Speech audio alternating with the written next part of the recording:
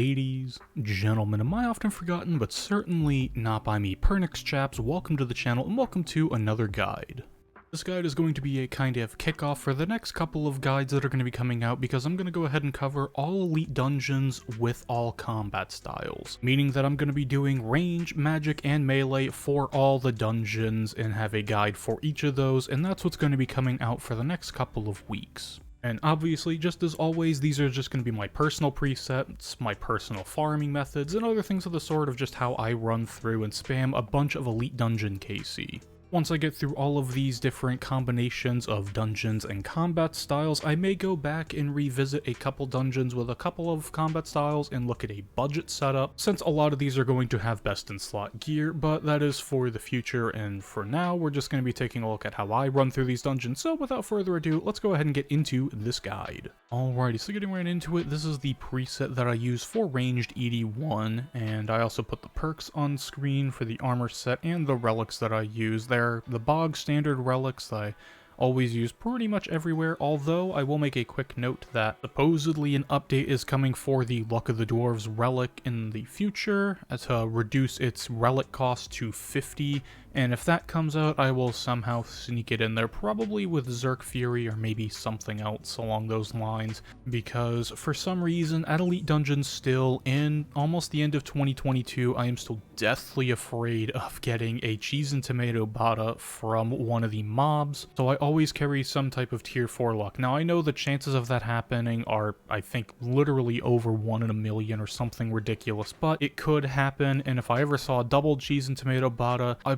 probably would quit playing this game. So to prevent that, I use Luck of the Dwarves ring to keep the good relics on, and I just bring the other two rings in my inventory. Now the reason I bring both rings is just simply for when I'm doing a build at Siru. I'll use Incendiary Shot with APOT and kind of do one of those Death Swift rotations, and I want the crit chance while using my crossbows, as well as the Hydrix procs it can give to help out a little bit more with the adrenaline gain. Now if you're comfortable with using Death Spore arrows, feel free to use those, and they're probably better than doing some of the other builds. I've been looking into them more recently, and I still really dislike the mechanics of Death Spore. However, I'm starting to realize, you know, they are pretty good if you can get used to them in a build rotation. However, it is quite RNG dependent, more so of an RNG dependent build than something with Hydrix. But anyways, I digress. The EOFs I have, per usual, the yellow one is the SGB EOF, the orange one, or the default one, is the ECB EOF, and the blue one is my Debo EOF. Now on the bow,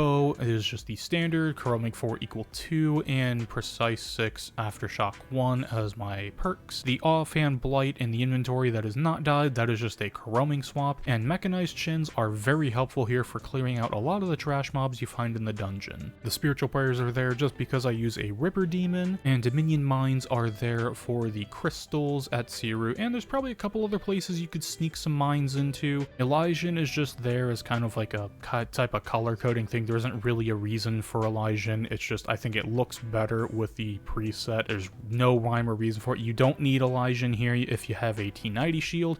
Bring that. If you have the T90 Defender, bring that. If you have just the T80 Defender, bring that. The shield is not that important here at ED1. As far as food is concerned, I just use Blue Blubbers and Super Brews just in case I kind of get into a bit of a situation where I have to eat a little bit more, and I just bring an extra brew just in case something really goes south. Like at Masuda, for example, if I really mess up and get into the Tornado, or the Devotion doesn't last quite long enough because I pressed it a little bit too early, I just like to have an extra brew there just for security's sake. The yellow potion is a power burst of acceleration. I use this in two different spots that you'll see in the example kill, and it is a very useful potion for elite dungeons in general. They're very cheap and they allow you to zoom through some of the more lengthy parts of the dungeon, and overall I highly recommend them. Rune pouches there just have runes for Disrupt Shield and for Vengeance, although like most things I honestly always forget to press Venge, so it is what it is, but the runes are there just in case I do remember. And Vuln Bombs are very nice throughout the dungeon. They can help mitigate some of the RNG on the trash mobs, although I pretty much only use them for bosses because it's about all I can remember to throw them at. And other than that, it's pretty straightforward as far as a preset is concerned. Now, if you don't care about Luck of the Dwarves, you can go ahead and ditch that and just bring an Archer Ring, and if you want to bring the Reaver swap, go ahead. But if you don't want to, the Stalker's Ring is going to work just fine. It's kind of more of a mental thing, if anything, and the 5% crit is nice for Searoot if you're going for 1 cycles. And yes, this guy does include a roughly consistent 1 cycle rotation that I found through a little bit of testing on stream, and I'll go ahead and go through that later on. Quick note before we get into the example kill, if you think the ring swaps are a little bit overrated and you just want to bring 1, that's fine, and also that would give you extra space to put in some Lucky Charms if you want to bring those as well. Personally, I think I would just drop the extra brew in order to bring the Lucky Charms and go for a little bit more of a risky strat, not having as much food, but I would just go ahead and do that personally with this preset, but do what works best for you. Anyways though, let's go ahead and get into that example run. Alrighty, here we are for the example run of Temple of Amanishi Elite Dungeon 1 with the range combat style. Now, I just want to make a couple of quick notes before we start. On my dual wield bar, I have Demoralize and Rout, the 2 scare tactics abilities. They're pretty useful at one point in the run just before the door that leads to the melee room, and allows a really nice lure to shove all the minions into one and kind of just corrupt shot and debo them, and it kills them very quickly. Now, there's a couple other places you can use this tactic. However, the main one that I use is in that portion of the run. Now, I have to make a disclaimer real quick. I do not use the same exact ability for ability rotation every single time. A decent amount of the Masuda fight is improv, but kind of following some general ideas there. So if something doesn't die, I'll go ahead and press some extra abilities, or depending on what I used before, just kind of out of impulse use, I'll change my rotations kind of here and there to kind of just keep going through the dungeon. However, this example run, I'll give you the pathing that I use and a lot of the bigger picture ideas, a lot of the bigger ideas or abilities to use in different sections. Alrighty, that's enough rambling. Let's go ahead and do this dungeon. Prayers on. Get everything set up. Enter normal mode. I like to keep my Grim on just because I forget to turn it on for bosses if I turn it off. So most of the time I just leave it on anyways. And let's go ahead and go. I like to first surge down this hallway and click on this little vertical line here on the steps. So that way I can get a nice surge bladed dive across over to these minions as fast as possible. I usually like to line up like this. Put my chins, just use a couple thresholds, maybe attendees or something like that. And here I like to immediately surge bladed dive, surge again, wait a couple of ticks, and then barge this guy over here and run through. So that allows them to all line up nicely. Go ahead and dead shot. Sometimes this guy doesn't line up if the mini boss is here for whatever reason. It just like the pathing works a bit different, but you can go ahead and kill him. Freedom, surge, bladed dive backwards to get this lure to line up. Then you can surge through again and then just toss a bleed, maybe a rapid fire. But we got stunned, not a problem. We can just go ahead and basic and maybe toss a snipe.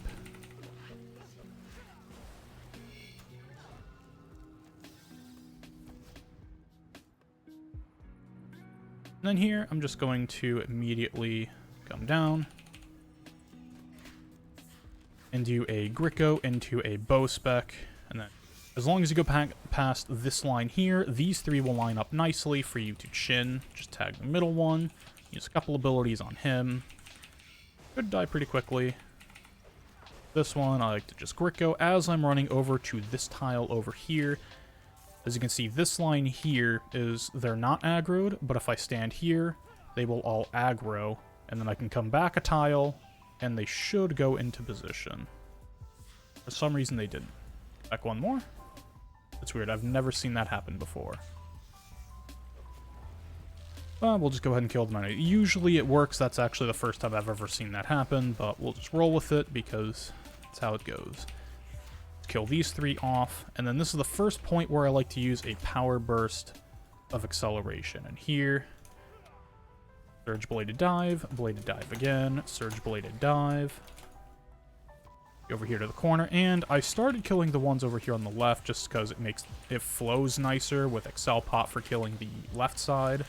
Because lowering the right side or the west side minions are a little bit more obnoxious and not nearly as fast, so once these are dead, Surge Bladed Dive over to this corner, and then immediately I'll throw a Vuln Bomb, and just go for an Incendiary, just to try and build up some adrenaline. Basic into a Gricko. Another couple abilities, and go ahead and start our DS. And I'll just go ahead and start with an ECB. Gricko into an SGB. Pop my DS so I don't get hit by this thing. And then just do some abilities. It appears that I forgot to hit Bow Spec. Oh well, just improv a rotation here. Here. He does a little melee flick. And does an attack that does a melee hit. That's when I surge. And then if you time it right and run away, you won't get hit by the range hit from this boss. Damage is a little bit behind here. We can just go ahead and res that hit. Get another basic off, so I'm at 3 stacks. Use a Bow Spec and just kind of improv something from here. We go for a Gricko into another SGB.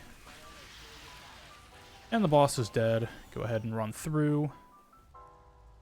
And we're off to the races. I forgot to swap rings. I usually do that on the first boss.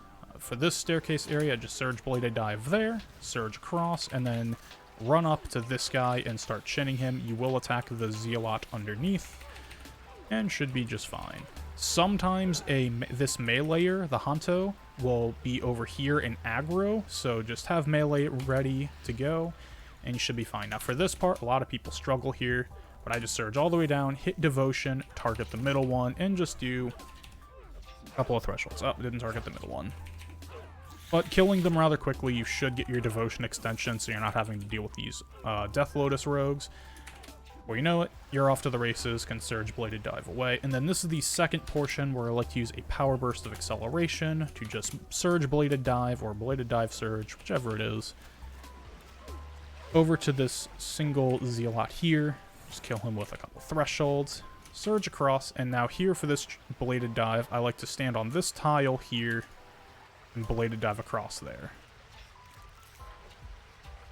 I happened to move this one underneath. I was hoping he would do a West Walk, but he did not.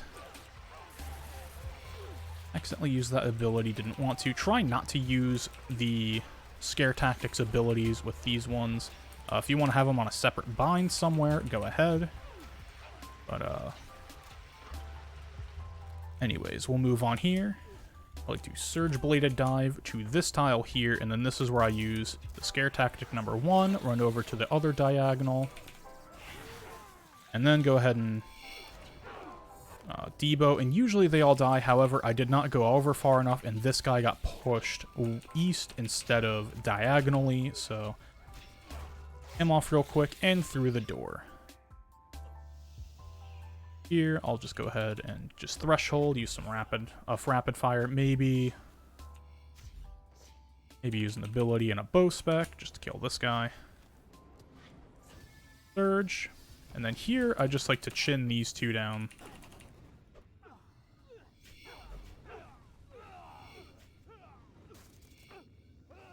And then I Surge Bladed Dive over to this tile. And I wait for these 4 to line up. These are the only 6 enemies you have to kill in this melee room, and I like to use Deadshot on these.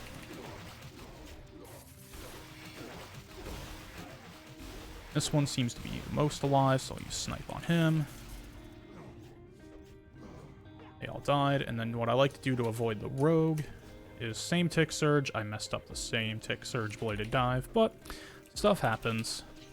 Run to this corner. Hit some abilities.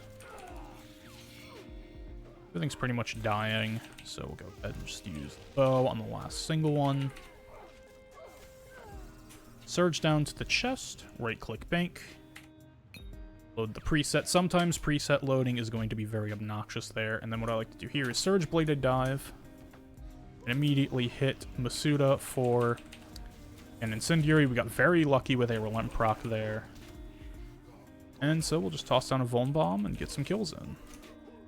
Here I like to wait just a couple of hits for them to start building up the damage, and then use Devotion, and it should last just fine. Because if you Devotion, as soon as he starts doing that, your Devotion will run out just before he stops doing his spin attack, and it's a very painful day. That spin attack can do lots of damage, especially if you're in range gear. Which costs a toss a couple more Devos. SGB does not work on him, so don't bother using that. And as you can see, we're already phased. Now, we're phased at around 40 seconds. So what I do is I will just go around and kill these things until about a minute 40, maybe a minute 50. I add a minute to a minute and 10 seconds, and then I will go ahead and use that point in time to start doing a build rotation. I like to use Natty on the second build, so that way I have a pot for Searu. So that is something you do have to worry about. Since you can run through the last part after this so quickly, you do have to worry about a pot cooldown on. So if you stand next to these, you can get some damage reduction on the last phase, which is very helpful if you want to go ahead and use EV spec during that phase. Some people kind of just stand at the bottom or the top and only kill some of them. I personally just run around and kill all of them. These little threshing waters. So we're at about the minute 40 mark, so I'm going to go ahead and pop Devotion again. Try and get it extended. Has been extended. On this one, I'm going to go ahead and Natty.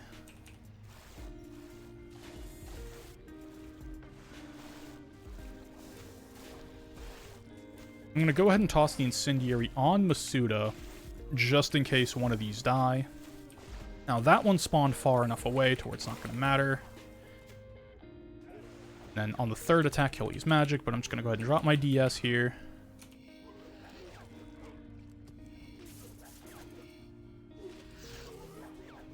And just drop a DS so I can get some abilities out. Find my bow spec. We're at 2, I'll go ahead and hit him with a triple Debo. And spam the Ripper a little bit. I'll use a third basic here so I can get a 10Ds off. And that should be kill. 1k off. Go down the hidden staircase, swap over to Magic Prayer, and Surge Bladed Dive. Now this is kind of the most time-sensitive portion, because these automatically attack you now. So go ahead and hit Devotion, and then I attack the middle one. Get him down as fast as possible. Here, I'll go ahead and use a Dead Shot to extend my Devotion, and then just build back up on this guy. Maybe hit him with another Gricko. Should go down. Bladed Dive halfway across here. And now we're kind of out of the annoying storm of the... I don't know why they changed it back, but they did. Now for Searu, I like to point my DS over here and go up on the west side. You can go up on either side depending on hands and whatnot. It's kind of however you want to do it. So go ahead and go into the boss. Drop my Death Swift down, and I don't use A-Pot here at all. I don't use anything special because I want to save it all for up on the crystals to try and do a 1 cycle. So I'm just going to go through here, get up to 3 stacks, maybe pop an SGB, a Gricko, so we're at 3 stacks, use a Snipe.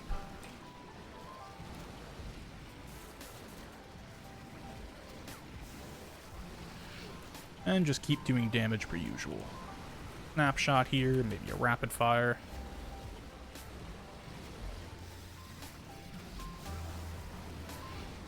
For that to disappear, so I can go back over here.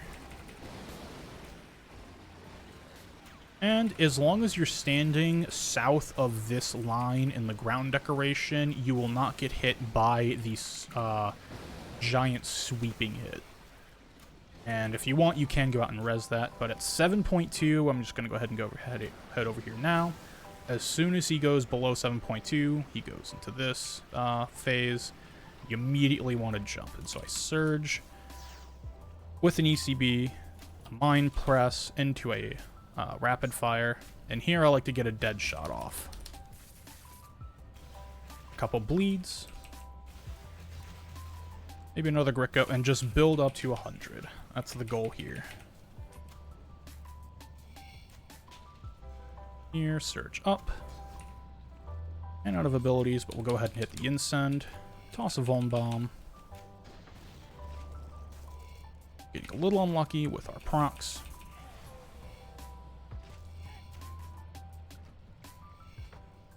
Try and get a Gricko off. This is not looking too good as far as the 1 cycle potential, so... Yeah, this is not... Yep, missed it. Well, I'll show you guys what to do for a 2 cycle, and then I can link below how I did a 1 cycle. Sometimes it happens, sometimes it doesn't. It just depends on your crit RNG.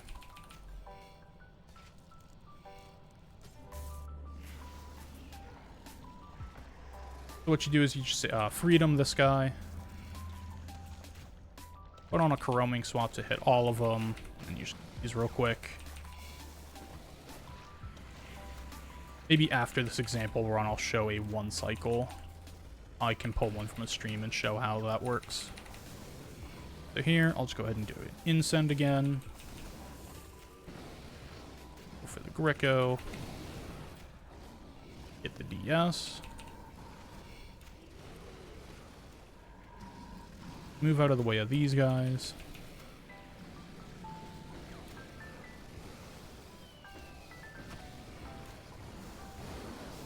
Do some damage.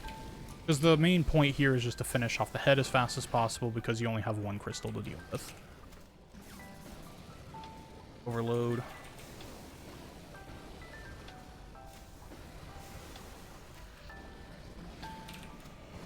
And I would say it's probably like a 60% chance the 1 cycle happens. Speaking honestly, it's not... Melee is obviously going to be the most consistent on 1 cycles, but range is still a lot of fun here, so... Anyways, we'll go ahead and go up. Target that guy with a Vuln Bomb. Go right into a Spec. Drop some mines. And just damage this as quick as possible.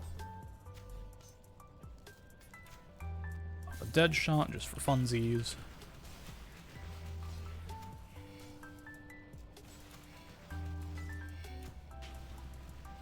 And kill the last one. Forgot to put on Luck of the Dwarves, but that is in Elite Dungeon 1. So what I'm going to go ahead and do now is I'm just going to run through the dungeon real quick again and hopefully try and record a 1 cycle. Alrighty, so what I have up on screen is a highlight from the stream that I did where I was kind of testing for 1 cycle rotations to find something that was somewhat consistent. And I went ahead and pulled just one of the 1 cycles that was kind of more of the one of the clean ones. They're not all exactly 100% the same rotation. It kind of just depends on when the first crystal dies and what my adrenaline's looking like from there, and kind of what crits I get. But in general, we can just go over real quick. Now, the head is already almost at 7.2. I went ahead and fast forwarded through this portion of the highlight just to get to the crystals because that's the main difficult bit of this whole fight. So here I'm at 100% adrenaline. We're about to tick over to 7.2 and I'm clicking over to that tile right there so I can immediately get a jump. Now I use Vuln Bomb to make sure I get the target on time. Toss the Vuln Bomb, surge with an ECB, plant the mines, hit a Greco. And there I go ahead and go for a bow spec, which is a mistake I made in the first run through. And I immediately go for a dead shot with 2 bleeds, because dead shot under ECB with 2 bleeds, it absolutely melts this crystal. Dead shot is something to be taken pretty seriously as an ability. It's really good. So that one dies really quickly. I then go ahead and immediately start building. I use a Incendiary and just build with Hydrix and get some bow stacks going as well to immediately pop my Death Swift. And here I'm building up to... I get the ECB off, I build up to 3 stacks, and then go ahead and hit a bow spec, and then just dump thresholds to kill this. A double tendies into a snap, goes for the kill, and as you can see I'm already at 100%, so I can then surge over. And here I'm just getting some builds up. I'm going to re-up my ECB and plant a second set of mines as soon as possible into a Greco and rapid fire into a Debo. I think it was Greco, Debo, and then I just did a couple other abilities, and you have some decent leeway there as far as time, as once you get the bow specs off, the rapid fires, you're under ECB. So again, each rotation is not exactly going to be the same. There is a bit of a learning curve, But the biggest piece of advice I can have for making your 1 cycles consistent is on the first crystal that is here, is using Deadshot and ECB and not starting your DS on the first one because it's going to be off cooldown, or on cooldown I should say, from dealing with the head.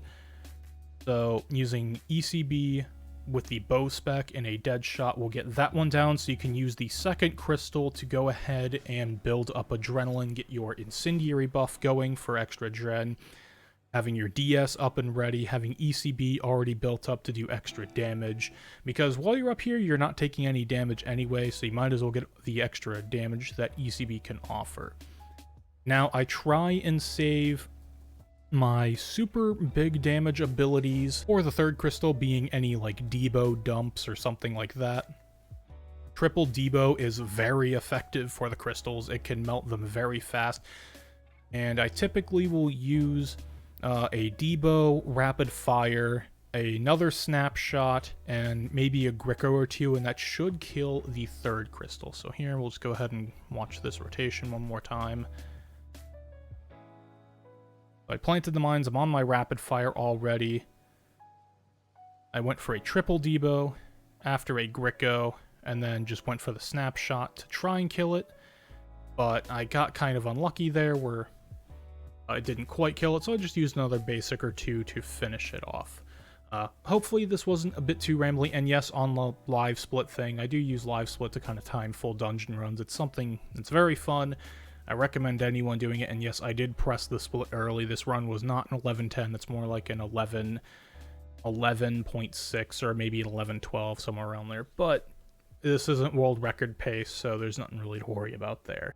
Alright, so before we go ahead and roll that outro, I wanted to do kind of a just a recap of the run in general and just talk about kind of the bigger points to remember when running Elite Dungeon 1. The first point being that this is not going to be an overnight memorization, an instant send type thing.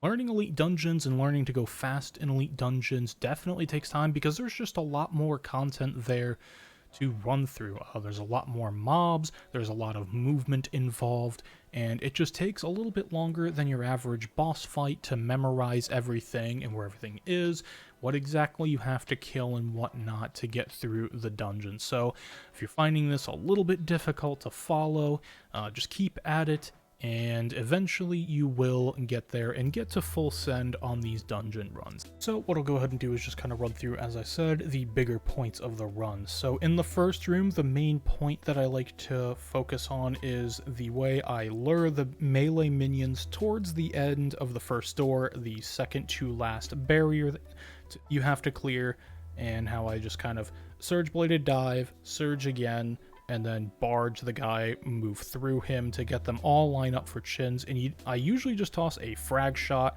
wait for them to kind of pile up all next to each other, and then they're all in line for a nice dead shot to delete those minions rather quickly. Then in the room after that, the main thing is to have a Gricko stalled as you're running. So all you have to do for the stall is click on the healer, and once you have them targeted, you press Gricko when you're out of distance, and then as soon as you're within distance or the range of the weapon, Gricko will be released, and then as soon as you see that animation start, you press bow and bow spec, and that healer is immediately deleted.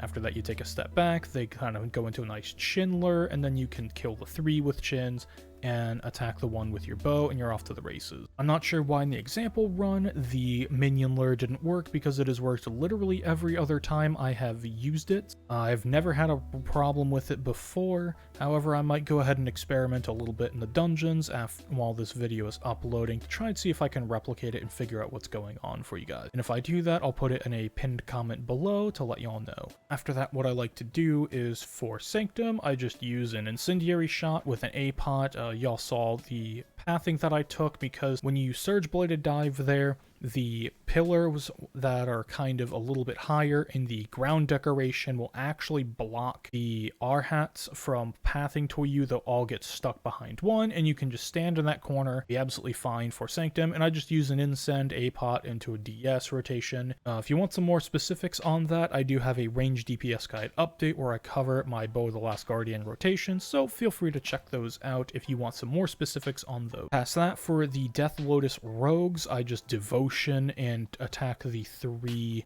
Zealots that are right there by the gate. And the Devotion, you should be able to kill them fast enough with like a snap and a rapid, or maybe a snap and a debo, or just a bleed and a debo or something like that, and you'll get the Devotion extension, and you won't have to worry about killing the rogues. You don't have to touch them at all. You just have to kill the 3 Zealots and move on. Post that, learning the lure for the scare tactics just before the melee room, where you have all of the Zealots in a line, and then there's one in front of him with a air block space in between the line and the single one. You just go onto the diagonal and you can target the middle one for the 3 that you first encounter, and then run across to the other 2. Make sure you're on a diagonal from the furthest one to the left, and then press the second scare tactic. It puts them all into one nice little corner to where I usually just hit Corrupt Shot and Debo, and it pretty much melts them instantly. After that, for the melee room, I just like to use Dead Shot on the 4 melee that have, I believe it's either 20 or 30k HP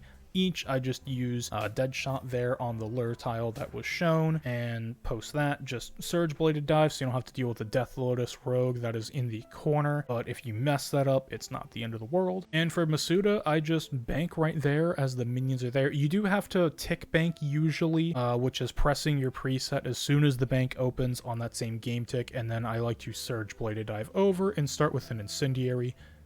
In the example kill, we did get lucky with a Relent proc. However, just play it by ear. If you're building slow on Adrenaline, don't dump the DS just because you need to get the damage out. It is perfectly okay to press Devotion before you start your Death Swiftness if you're slow on your build, but if you get a lot of Adrenaline back, you can build up quickly. You can go ahead and do that, and it's also okay to use Limitless for your Devotion. That's perfectly acceptable. On Masuda, I like to then go ahead and run around and kill the Thrashing Waters and get the damage reduction to make the Phase 3 portion of Masuda much more forgiving, because I like to ECB there to get out the extra damage, and if you get the damage reduction from being MD of the Thrashing Waters, it makes life a hell of a lot easier. And the way I measure when to start my natty build on Masuda is about 1:05 to 1:10 seconds after phase 2 or the Thrashing Water phase has started. So if I phase on 37, I'm gonna start looking to do my natty build anywhere from around 1:45 to 1:50, somewhere in that range. It's definitely more of a feel type thing, but it's somewhere around that range is when I go ahead and press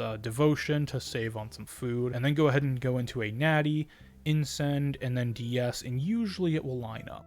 Then you should also have Devotion off cooldown after that build and whatnot to then deal with all of the defense pylons. They are obnoxious. You can't really bank with them there. And so you don't need food anyways for Siru, so just go ahead and then for Siru, the main big ideas for getting a 1 cycle is just use a regular Death Swift on the head. If you want to, you could skip DS and maybe go for Incend and try and do something that way that's a little bit more fancy with a bow rotation, but I like to just keep it plain Jane simple with a DS with nothing on it, and it does the damage pretty much just fine. And then at 7.2, run over and go up, and I like to use ECB with a Dead Shot, the 2 bleeds, and maybe a bow spec on the first crystal. Use the second crystal to build up, and I will use whatever thresholds are necessary, usually a 10Ds and a snapshot to kill it. And then on the third minion, you have your mines off cooldown and refresh the ECB and whatnot. You have that time there, so then you can go ahead and just dump usually a Gricko or 2. Usually it's 2 Grickos, a rapid, a Debo, and a snapshot. And you want to time it out so that you're getting the third hit of the Debo. That one's important. Third hit of snapshot is pretty nice to get, although it's not exactly required. And then the Grickos can, in the rapid under ECB, usually can carry some more damage, and you should be seeing 1 cycle. Also, yes, for those who are curious, if you plant mines, then the mines hit and explode. If you are under ECB, ECB damage will be calculated and applied to those mine hits. Usually see the 10Ks, and then usually I think it's like an 1100 or a 1300 hit from Split Soul, so that does work there, and it is worthwhile to do. Other than that, if you miss the 1 cycle, it isn't the end of the world. You can just go back down, use Freedom, and Gricko the little blobs down there, and just kill the head again, run back up, and finish off whatever crystals you have not done. Anyways, I hope this guide was helpful. Let's go ahead and roll that outro. Ladies, gentlemen, and I did not forget about you Pernix chaps. Thank you very much for watching. Your viewership is greatly appreciated as always. Have a wonderful morning, evening, afternoon, nighttime, whatever it is, wherever you are, and I will see you next time for the next guide. Peace.